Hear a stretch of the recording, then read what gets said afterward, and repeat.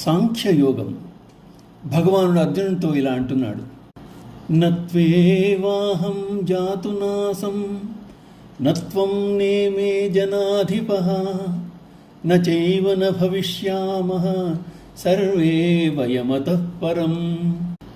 నీవు గాని నేను గాని ఈ రాజులు గాని ఉండని కాలమే లేదు, మున్ముందు కూడా ఉండము అన్న మాటే లేదు.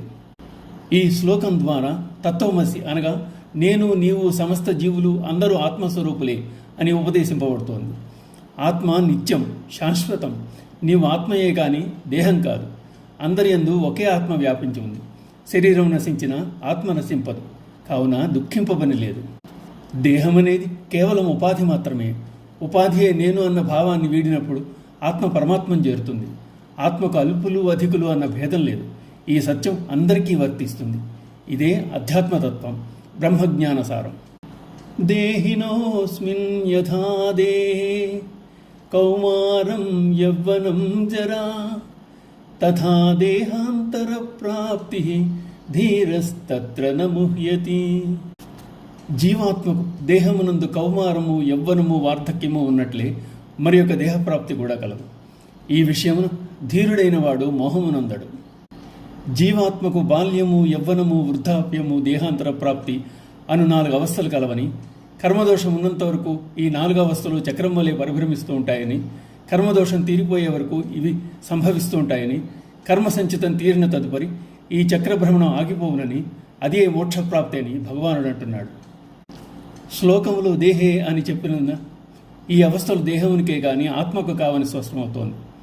ఇది తెలిసిన వారు దేహాంతర ప్రాప్తి సంభవించినప్పుడు పట్టించుకోరు. మరొక్క మాట, దేహాంతర ప్రాప్తి అనేది సామాన్యులకే గాని కర్మరాహిత్యం నందిన జ్ఞానులకు కాదు. ముందు చెప్పిన 4 అవస్థలు దేహమునందున్న ఆత్మకు అజ్ఞానవశమును ఆరోపింపబడుతున్నాయి, కానీ వాస్తవముగా ఆత్మకు శరీరంతో ఎట్టి సంబంధం లేదు. మాత్రా స్పర్శాస్తు కౌంతేయ శీతోష్ణ సుఖ దుఃఖదా ఆగమాపాయిన నిత్య స్థాం స్థితిష్ఠస్వ భారత. విషయేంద్రియ సంయోగం వలన శీతోష్ణ సుఖ దుఃఖములు కలుగుతున్నాయి. అవి ఉత్పత్తి వినాశములు, అనిత్యములు కనుక అర్జున వాటిని పట్టించుకోకు. అజ్ఞానులు ప్రకృతి సంబంధములైన శీతోష్ణ సుఖ దుఃఖములను సత్యములనుకుని వ్యతనందుతున్నారు. విషయేంద్రియముల వలన కలిగేది దుఃఖమిశ్ర సుఖము.